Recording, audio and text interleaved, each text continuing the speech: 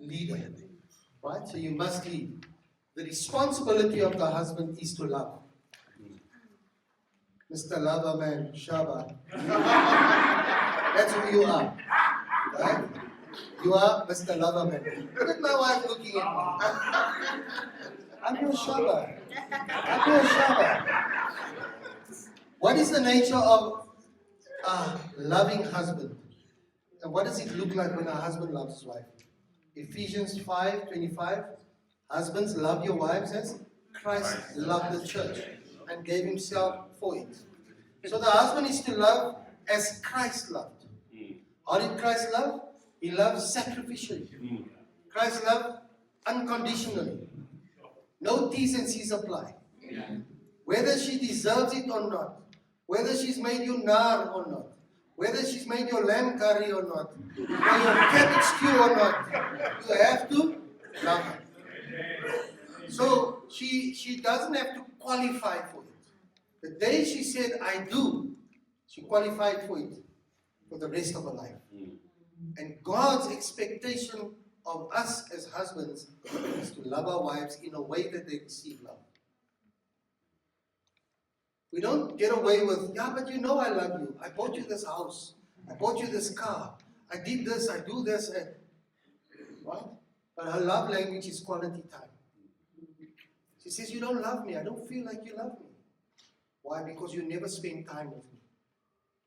Right? Because the 5 different love languages are quality time, gifts, help me, words of affirmation, acts of kindness, physical touch, and EFTs. And there's a 6th one. EFTs / e-wallets, what. So you gotta love her in a way that if you don't know your wife's love language, be sure to find out. It's your responsibility to know how your wife wants to be loved. And wife, if you don't know how, you find out what it is and tell your husband. Right? Don't let him play guessing games. Say, honey, I appreciate gifts. Right? If you really want to show me you love me, her love language is gifts. And EFTs. Yeah, and EFTs. So I can give a gift anytime. We spend a lot of quality time together, but it's good. But it doesn't mean as much to her as what a gift does. Right? So, and she said to me, it can be anything. Stop on the side of the road and pick a rose or a flower, a felt flower. Because to her, me bringing a gift means that I thought of her. That's why a gift means, and that's what she told. I'm just telling you what she told me. Right? It means that I can bring a marshmallow Easter egg from Spa. Here's a gift. It's not the value of it. It's the act. Right? And she feels valued, loved, and because I thought of her before I got the gift. Okay? So others is quality time. You can give them all the gifts you want to. And she's like, you don't love me. Yeah, but I gave you this house, but you don't love me. Why? Because you're never here. We never spend time together. Quality time, they want you to lay on the bed, have a TV in the room, and watch Netflix, but you are there. You are there. I feel like there's a connection. Quality time, right? Words of affirmation. Yeah, you never get anything right. Yeah, you are useless. Yeah. You don't love them. Words of affirmation. So proud of you. Well done. You did this, And so I feel loved because you give me words of affirmation. There are men also that, some of them, the love language is, honey, it doesn't work, but you're such a great provider. You're affirming him as a man, right? You are such a good husband, such a good father. I can see you trying. And I love you, and we appreciate all that you do for us. He feels loved. Because you're loving him in a way that he receives love, right? So, the husband is to love as Christ loved the church. Number 2, the husband's love for his wife is imperative. It's an imperative command. It's not negotiable. It's not conditional. Right? It's an imperative. Number 3, the husband is to love his wife by his actions and with his emotions. supposed to love his wife with his actions. In other words, you are active in your leadership. You're not passive. The husband is to keep on actively choosing to love his wife. Because love is a choice, isn't it? Yeah. We also choose to hate. No? Yes. Some people choose not to forgive. Some people 20 years later, how have you carried this thing? Because I chose to keep it there. I made a decision, I'm never going to forgive you. You made a choice. So it says hate is a choice, so is love. Right? What are the ways that a husband is to love his wife? Love your wife with agape love, an unconditional love, as Christ loves the church. Love your wife as you love your own body. And Ephesians 5:33 teaches us that. Love your wife as you love yourself. Because nobody who loves themselves will harm themselves. So love your wife actively as Christ loved the church and as you love yourself. Amen. Amen. Right.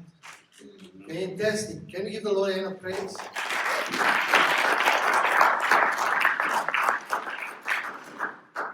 Right. We're now going to look at session 2. I'm not going to spend much time on that because time is gone.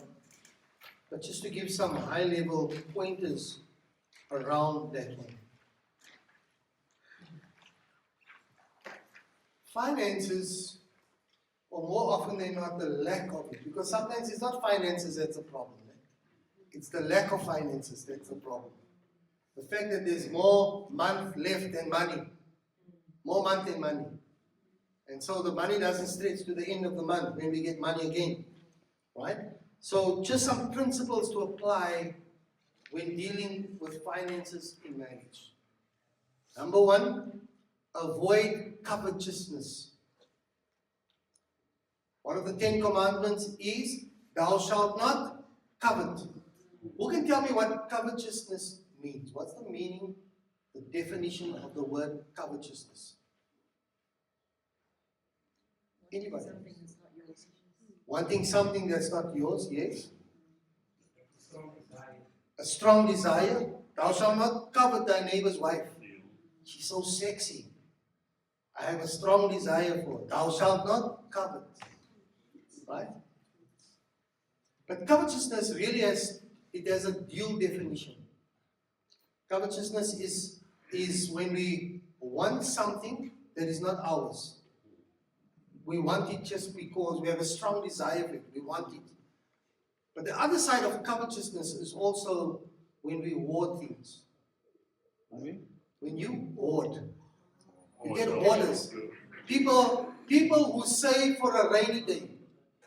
The rain comes and the rain goes. But you keep it. Honey, we are saving for a rainy day. But the children need clothing, new clothing. As an example. Or we need to buy a new car. Because this car is falling apart. And we've saved for a new car, but I'm too afraid to release this money. Because you see, I put my trust in things and not my trust in God to provide. And so we then get involved in the sin of covetousness. Where we either have strong desire for things that we want, we buy with money we don't have, to impress people we don't like. So I'm being covetous, right? So we avoid covetousness. Some of us, when we leave here today, we may need to go home and repent of the sin of covetousness. I saw the Timo ad. I don't really need this thing. But just the idea of having it has gripped me. And something came over me. And I filled in my credit card details. And boom, I don't know how this charge went off my account. The sin of covetousness took hold of me.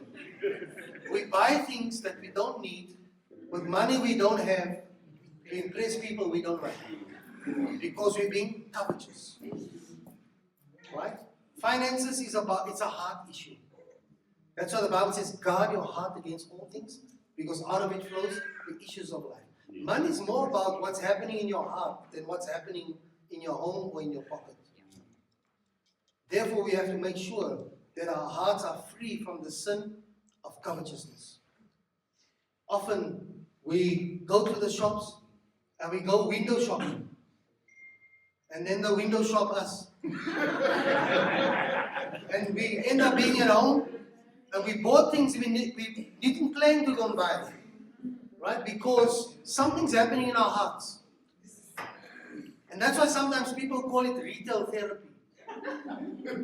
Because of the way it makes me feel. It makes me feel good. Because it does. Shopping makes you feel good. But you feel good for a moment. But when Monday comes, you're stressing. And the two of you are fighting. So, one of the fruit of the Spirit, or part of the fruit of the Spirit, is self-control. When you get to a shop, when you are free from the sin of covetousness, you're not overwhelmed by some spirit that says, buy. Buy with money you don't have. Right? Because you understand that this thing has got to be paid for. Make sure that you have a budget. Have a joint budget. Joint budget says we earn this. These are our expenses, and this is what is left. And then get to a place where you are in agreement as to what we're going to do with what is left. Right? Everything is paid.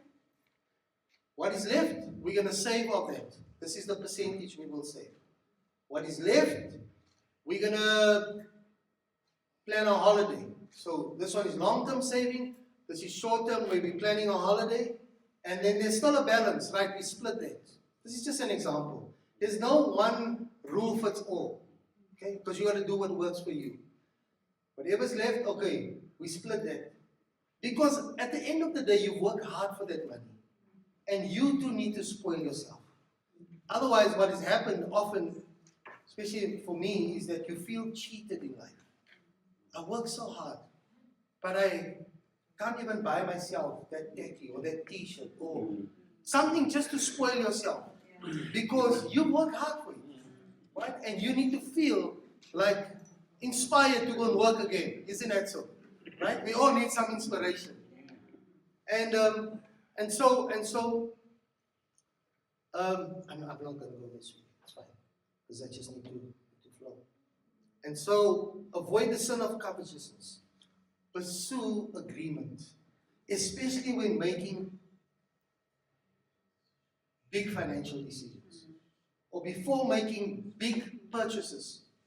Don't go buy a car and say, I want to surprise him. Whoa! And you never had that discussion. And he comes home from work, whose car is here in the driveway? No, honey, I thought I want to surprise you.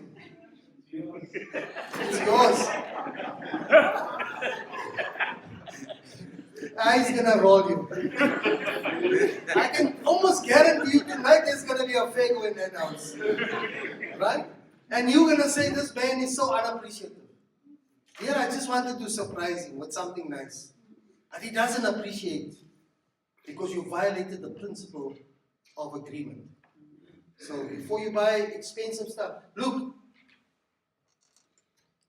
I mean, if you want to buy lunch or spend 100 rand here or there, you don't need to have a Codesa for that. You know what I'm saying? Because there's a measure of trust. But if you're going to buy a house or a car or make the next decision to change your job because it's going to affect your income or whatever, you have to pursue agreement. Have the conversation. Right? So, avoid covetousness, seek agreement, have a joint budget. Because if you fail to plan, you plan to fail. A budget really is a financial plan. Right? Make sure that you have financial instruments, products in your life. Life insurance, a burial policy, plan for when you're not around. Have a will in place. Make sure that people know what's going to happen with your assets when you are no longer there. Make those decisions while you are around, rather than have your family struggle with it when you are no longer there. Pursue agreement and also have transparency. You know what causes a lot of pain and struggles in marriages? is when we operate in silos. Yeah. I'm shocked when I hear that husbands and wives, respectively, don't know what their spouses earn. Yeah. They got no idea. I asked the husband, how much does your wife earn? Do you know how much your wife earns? No, Pastor. Do you know how much your husband earns? No, Pastor. He doesn't tell me anything. Doesn't tell me anything. And you know, one of the great irritations and frustrations is people who say they don't have money, but you see them walking in with shoe boxes. Or he's walking in with new khakis and a new t-shirt, but he's never got money. It means you are stashing it somewhere and you're not being transparent. You're not being transparent. The Bible says whatever's done in the dark will be revealed in the light. So always be honest. Be honest with your spouse. Here's the deal. That is your partner. There's a reason why we use the word partner. That person sitting next to you is in your corner. It's not your enemy. You got to get to the place of trust. You can't trust your spouse with your financial information. You're in a very sad place. Right? And you will struggle to move ahead financially. So pursue agreement and transparency. We're not going to talk about healing and forgiveness in marriage. Yes, we're going to deal with that as well. We're going to deal with that. Okay, Pastor Nate just reminded me. Under finances, one of the challenges that couples face is the financial support or support in general to extended family. That's one of the things that came out. How do we run our household and still support extended family? Again, you want to seek agreement first of all and be transparent. Don't be giving your mother money on the side and your wife knows nothing about it or your husband knows nothing about it. And that's why you always don't have money, even though you're always coming in with new khakis. Right? Make sure you have the conversation with each other. So, yes, in our context as Africans, we understand the concept of Ubuntu. We understand the concept of we're a family. And family leaves nobody behind. Right? Although the strong definitions is abandonment, etc., we understand that there's a measure of responsibility. Right? However, I'm not going to say but, because if you say but, you cancel everything you said before that. You say however, we include it. However, your first priority is home. The saying says charity begins at home. Because this home must come first. I cannot be taking care of everyone else first and leave the scraps for home. Right? So we get our priorities straight. Home first. Charity begins at home. So my wife, my husband, my children, we are taken care of at home. Right? And sometimes the budget needs to be adjusted. That's why we have a joint, transparent budget. Because sometimes this budget needs to be adjusted so that we can help mom or dad or so and so. And we need to agree. If there's 300 Rand left, 300 Rand is what we can afford. 300 Rand may not be what they need. But what they need is not my responsibility. My responsibility is to help with what I can and with what I have. Right? So that's how we support extended family. Don't try and be everybody's savior. I always know there's only one savior, and his name is Jesus. Amen. So you're not everybody's savior. Some people make very poor and bad financial decisions, and they expect you to pay the bill. How will they ever learn to make right choices? How will they learn to take accountability and responsibility for their decisions and their choices? I've learned that at some point I just have to step back and entrust them to God and say, Lord, you are the great provider.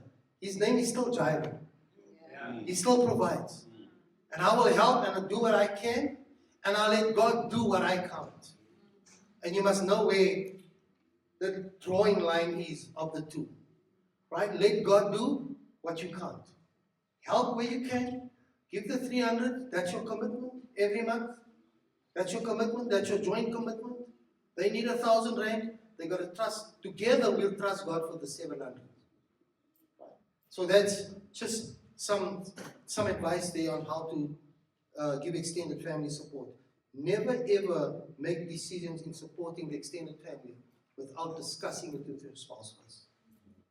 And don't say to the spouse, I'm going to hear what my wife says first. I'm going to hear what my husband. No, we'll discuss it and we will agree and we will come back to you. So it doesn't look like, yeah, he's going to go and now he must get approval by his wife. His wife runs the house. And now the family says, yeah, we don't like his wife. Because she doesn't want to give us the money. She's the problem. You see, we told him he mustn't marry that one. So you don't want to create that. Protect each other. You see, her husband, that one is so selfish, never wants to help us. No, we have decided, we have agreed, we will help, or we can't help. Not he said, we can't do it. We, you always talk about us, we, it's plural, it's never singular. Right? Thank you. So, yes, certainly in life, as married couples we go, life happens. When life happens, things get said. And often hurtful things get said. Or things get done.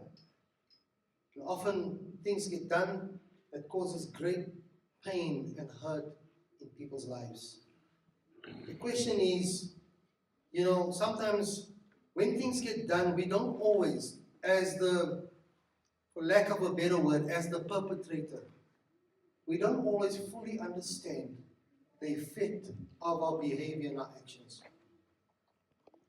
And that's why when people are confronted with it, often the go-to response is to try and make excuses and justify why. And one of the causes of things that get done in marriage that are not good is it leaves your spouse with a sense of betrayal. Betrayal.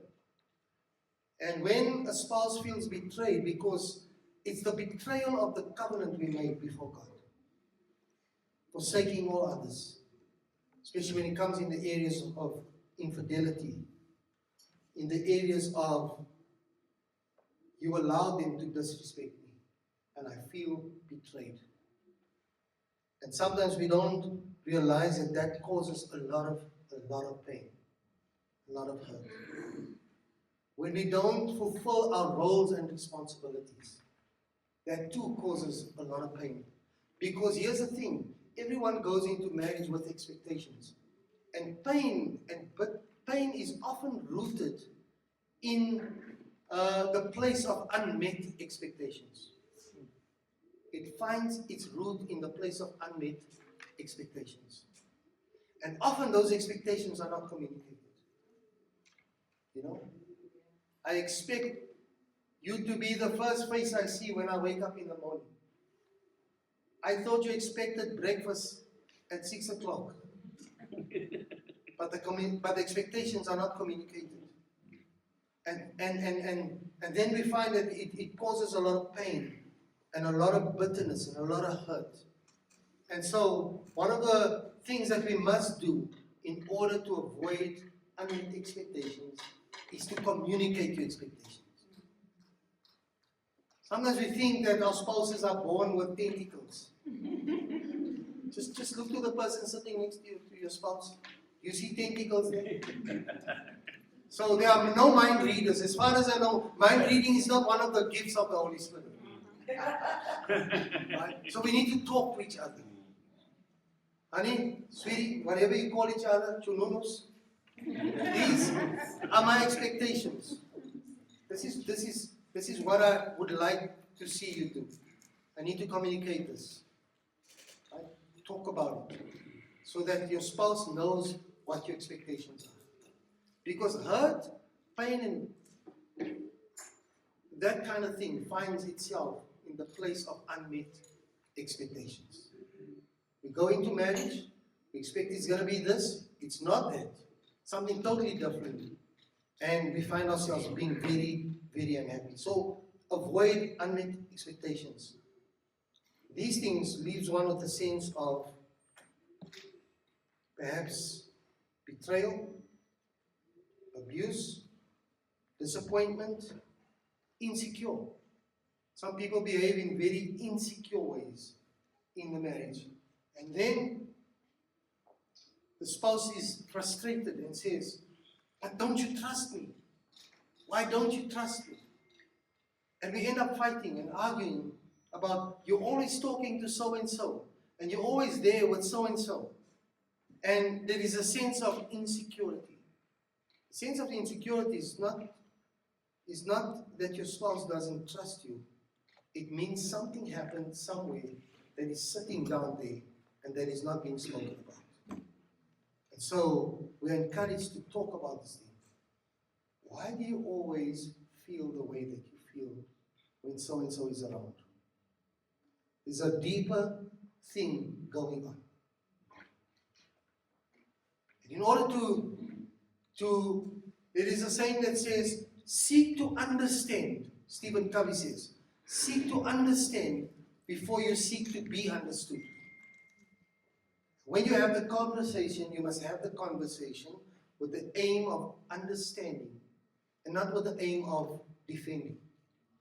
Sometimes we have conversations, and that's why so many couples can't resolve things themselves and seek counseling, is because when we start to talk about this thing, everyone becomes defensive and tries to justify why and how and this and that and the other. And so, when you have the conversation, we encourage couples to sit and listen. Almost though there's a difference between listening and hearing. You sit next to a highway, in a bush somewhere. We live on a road right next to the highway. If you sit in my lounge, you'll hear the vehicles passing by. You'll hear them.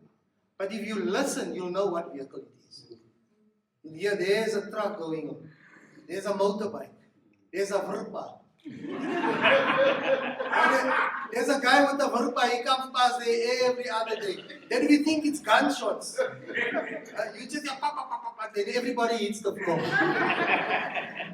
Right? So there's a difference between hearing and listening. And when your spouse speaks, listen. With the aim of understanding. And if you don't understand, just say, hold on. I heard what you said, and my understanding of what you said is A, B, and C. Is that what you're saying? No, you've missed it completely. I'm not saying A, B, and C. I'm saying D, E, and F. So you seek clarity with the aim of understanding. When understanding comes, the Bible says in getting anything, get understanding. Get understanding. And when we get understanding, it goes a long way to helping us. Understanding changes perspective. It changes perspective. Because a lot of things in marriage, the way we behave and act and react is as a result of our perspective, the lens that we see it through. A story is told of, and I may have told the story before, told of a father who gets onto a bus with his 3 children. And he gets onto the bus and takes a seat right in the front, and his 3 little children are running up and down in the bus on the seats and stuff. But when they got onto the bus, there was an old man in the front reading his newspaper. And in the back of the bus, there was an elderly couple. The wife was busy knitting, and they were just chatting. And then, as the bus was moving from stop to stop, the man in front reading his newspaper turned to the father and said, "Can't you tell your children to sit still? They are naughty. They're making a noise. Can't you see there's old people on this bus?" And he turned to the man and he said to him, "You know, we just come from the hospital now. And my mother had just died. But they don't know. And I'm sitting here thinking, when we get home, I don't know how we're going to tell them." And so while they are joyful and enjoying themselves, I'm thinking, let me allow them to do that. And that's why I'm allowing them to run up and down and jump on the seats. And as the bus continued to ride, the elderly couple at the back then also screamed from there and said, "Man, can't you tell your children to sit still? They're making a noise. Can't you see we elderly people?" And then the gentleman was reading his newspaper. He turned to the back and said, "Man, just leave the children. They are children." What happened? His perspective changed because understanding came. You see, when we have understanding, our perspectives, we'll find out very often, more often than not, that it's merely, our perspective is merely a perception. Yeah. And perceptions are not always facts. So we're entitled to our own opinions and perceptions will never change facts, but facts will always change opinions. And so when we listen to each other, listen with the aim of understanding. Understand. Don't listen with the aim of defending. Your wife is saying this and you, "Yeah, but you see I did this because you did." No. Just keep quiet and listen so that you can understand. When you are given the opportunity to respond, you speak. And when he is speaking, wives, listen. Okay? Listen so that you can understand. How do we recover from pain and hurtful situations? Effective communication. What I've just given now was effective. Because you also have ineffective communication. Right? Talk to each other. I always say in counseling, I say, couples who fluke and scale each other, they have a greater hope of recovery than couples who just go quiet. They don't talk to each other. Right? The couple who fluke and scale and shouts at each other, that's bad communication, it's ineffective, but they're still communicating. And so there's hope. The ones I worry about is those who go quiet, because it means they've clocked out, they've checked out, they're not interested, and they're not talking anymore. So talk to each other, but talk to each other in an effective way. When understanding has come, and I'm going to close off shortly, the next 2 minutes. When understanding has come, your response must simply be, "I acknowledge what you have said." Because sometimes our spouses, the only thing they want is to be heard. And know and hear that there's an acknowledgement of, "I heard you. I understand what you are saying." Right? I saw clarity. I understand where you are coming from. Because I sought to understand before I seek to be understood. And when you understand, acknowledge the part you've played in this. So I hear you. I said this and I said it in that way. I said this and I said it in that way. And I should not have done it that way. I hear you. And I acknowledge it. But we don't stop there. Our responsibility then is, I acknowledge it, and today I repent of it, and I ask your forgiveness. You see, it's one thing saying I'm sorry. But sorry for what? What are you sorry for? Because if you can't tell me what you're sorry for, it means you never heard me. You didn't hear, you didn't seek to understand what it is that I was saying. So sometimes we just go and say, "Sweetie, I'm sorry." And then we must move on. And tonight it's fire and sparks in the bed. It doesn't work that way. "I'm sorry. Please forgive me. I said this. I should not have done that. Please forgive me." That's when true reconciliation comes. Is when there's a sincere act of acknowledgement and repentance. I confess. Isn't that how we got saved, by the way? If you confess with your mouth, believe in your heart. That's how we repent before the Lord. And that's how the Lord restores us, saves us, and heals us. Amen. Amen.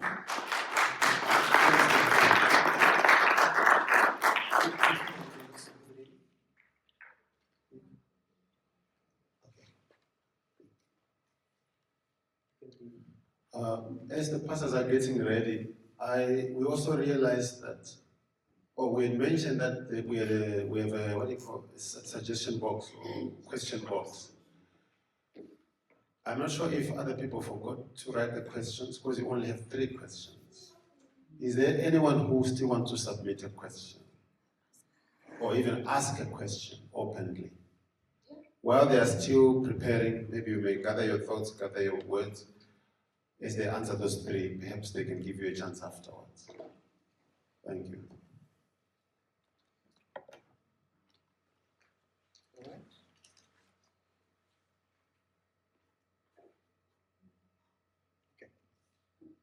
I'm not going to read the questions verbatim because we're asking for a friend.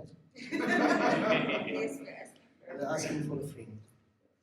These are real questions and they are real challenges.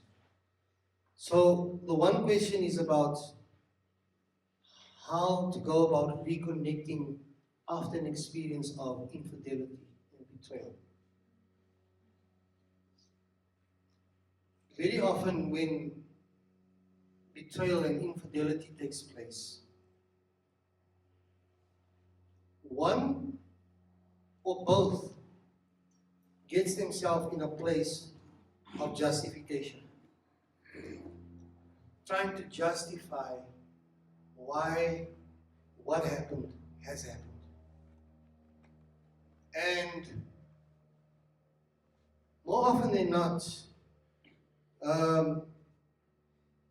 we want to place all of the responsibility, and unfairly so, on the shoulders of, for lack of a better word, the perpetrator. Right? Because now, my wife is being unfaithful, and I am the victim. But how many of us know that people, my experience, our experience in ministry, journeying with couples, people don't get up on the morning of one day and go out and say, today I'm going to job. Today I'm going to be unfaithful to my wife. Today I'm going to be unfaithful to my husband. I mean, I use the word. Nobody does that. Things happen over time. Right? And when things happen over time, both of us have done things and said things along the way. The question is, are we willing to take accountability for the part I've played? The role I've played in getting us to where we found ourselves. Maybe as a husband, I have not loved my wife as Christ loves the church. Not loved in the way that she receives love. And that guy in the office, he makes her feel special. Spends time with her. They have coffee together. A love language might be quality time. He's spending quality time. I'm so busy making money, doing this, thinking I'm doing it for my family. But I need to be mature and big enough to take accountability that this is where I went wrong. Right? Maybe her role in it was whatever it was. But we both had a part to play in getting us to where we are. And so, the first thing I would say is, be willing to take accountability for the part you played. That's where the conversation must start. How did we get here? Because we said I do. And we said forsaking all others. How did we get to where we are? And what role or part did I play in this thing? Okay? Because what I'm not willing to acknowledge, I cannot heal from. Or I'm not willing to take accountability for, I'm not able to heal from. That's the first thing. Because you see, after acknowledgement can come repentance. Because you can't repent from something that you are not guilty of. I first need to acknowledge I am guilty of this, so that I can repent of this and I can seek for forgiveness. And once your spouse has asked for forgiveness, how many of us know that forgiveness is not earned? If forgiveness is earned, it's not forgiveness, it's a reward. Forgiveness is given as an act, number one, of obedience to the word. Jesus said we must forgive 70 times, 70 daily. Right? So it's an act of me demonstrating where I am in my relationship with Christ. Did he not say, to whom much is given, much will be required from him? Were we not given the great gift of forgiveness? How many of us saved ourselves here? To whom much is given, much will be required from him. Freely you have received, freely you must give. And so I would encourage couples, if that is where you're at, and you're struggling even, because it will have an effect on your intimacy. You will struggle to get back to the place. Because intimacy is not just a physical act. Do you know that we make love with our hearts first, and our body responds? And when the heart is broken, the body can't respond the way it should. And so, we've got to work on healing this, so that this can cooperate with this. And yeah, I'm trying to give a high level. And if that is where maybe you find yourself, I will encourage you. Spend time with your pastor. Spend time with a counselor. Get help. Because in the counsel of many there is wisdom. It's a journey. This thing doesn't happen overnight. It's a journey. We've got couples in our church who have had these challenges. When you see them today, you can just look and say, wow, look what the Lord has done. And so it's not an impossible thing to recover from that kind of thing. It's not an impossibility, because with God, all things are possible. Hallelujah. With God, all things are possible. The Lord still heals. The Lord still restores. The Lord can make you fall in love better than what you've been before. Because you'll also understand that if I've received such a great grace, how can I withhold it? And so I want to encourage you, get counseling. Let people walk with you. Let people journey with you. This is what we do as a couple. We walk and we journey, and to God be the glory. He does the work. He does the work. Be encouraged. Don't give up on your marriage. Can I just say this? Don't walk out. Don't give up on your spouse. Don't walk out. Don't punish him or her forever and a day. Choose to forgive. Forgiveness is a choice. It's a choice. Choose to forgive. Somebody put it this way. Forgiveness sets the prisoner free. I know this, you see, because the prisoner was me.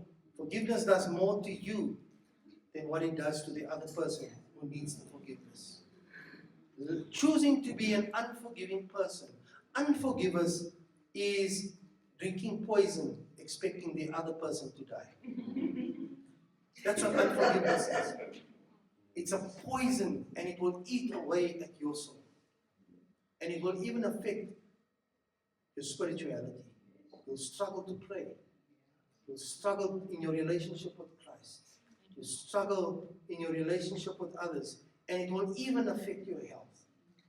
There is a medical term called psychosomata. It's where a psychological effect has a physical impact on your body. In the area of worry, people get what is called worry ulcers. Because you worry. So much, the chemicals, the hormones in your body affects how the body operates.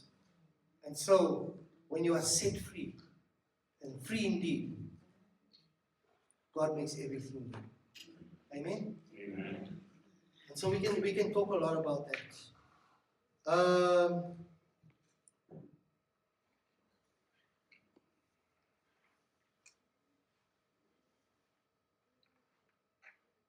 Okay. I don't want to read them because we're asking for a friend. I don't want your spouse to now say, if you now have to bring that one up. Now, instead of driving home and saying, we had a blessed time, it's like, how could you talk about that? You know, and then it's a roller ride all the way home. Trust me, we've been there. Okay? I how to let go of the things in the past. I think we spoke about that. It's about choosing to forgive. It's about feeling like you are heard. Often people regurgitate stuff when they feel like they have not been heard. Or there's an acknowledgement, I hear you. When you say, I hear you, understand what you're saying, they can then resolve in their hearts, okay, I've been heard, let's put it to rest. And that's why the regurgitation of the issues. So talk about it. Have somebody facilitate the conversation, because sometimes we can't, personality clashes, we can't talk about it because emotions go high. We end up screaming and shouting, nothing gets resolved. So sometimes you need your pastors to get involved to facilitate the conversation. Help us talk through this one. And that's a lot of what we do. We don't spend as much time counseling as what we spend time facilitating conversation so that understanding can come. Because then the wife will say, yeah, but he said this, that. You see, he always says this. Then I have to say, hold on. I heard him say X, Y, and Z. I did not hear him say A, B, and C. Did you say X, Y, and Z? Did you say that? Yes, that's what I said, Pastor. So, can you see? There's loss in translation because we're in defense mode. So get somebody who can help you have the conversation so that understanding comes. Okay? Right. So the next question was around control versus trust. Control versus trust. Was that this one here? Okay. Okay, control versus trust. That's this one, right? Okay. Yeah, sometimes we demonstrate the way that we care in a way where we always want what we want. Okay? Only because we care. How many of us know that the right thing done in the wrong way makes the right thing wrong? That's why the saying says, not what you say, it's how you say it. Right? So I can say to her, I don't like the way you're handling your finances. Or I can say, I don't like the way that you handle your finances very stupidly. I'm kind of saying the same thing, but it has a different effect. Right? And so sometimes we care so deeply. However, how we go about caring is often received in a different way. And sometimes the way that you demonstrate care is it comes across as being controlling. Because you're saying, I care so deeply that I want it done this way and this way only. And when we communicate it in that way, how we communicate it can then be perceived as control. Okay? And so I think I've covered some of this somehow because I think these questions were also put in the box before we got through the questions. Right? So it speaks to communication, it speaks to how we communicate, so what we say, so what we do. It's how. The how is as important as the what. Okay? Right. And then, is that it? Okay. I spoke earlier about loving for the long term. I want to encourage anybody here today that is in such a place of pain, such a place of hurt, such a place of feeling like you cannot go on. We are pro-marriage. We're gonna try by all means to help any couple save their marriage, as long as you want to. And if you're here today, it tells me that you haven't given up yet. And I praise God for that. And we are available with your pastor's permission. Speak to your pastor. We want to help. Okay? Because if somebody has already considered divorce, it means there's help needed. Sometimes When somebody is at such a place in their physical illness, sometimes you need to get a specialist physician in, isn't that so? That's a specialist in that area. And by God's grace, God has graced us with this ministry. And by God's grace, we've helped many couples turn away from the divorce courts. And are doing wonderful by His grace. And so we are here to help with Pastor Owen and Sister Emilia's commission and the marriage enrichment committee. With their permission, we are more than happy to help. You know, reach out to us. Sister Billy has our details, and we will come. We've driven kilometers at our own expense to go and help people save their marriages by God's grace. And that's the level of commitment we bring. So we're happy to help and support in that area and get you through those challenges. Amen. Thank you, sir. Amen.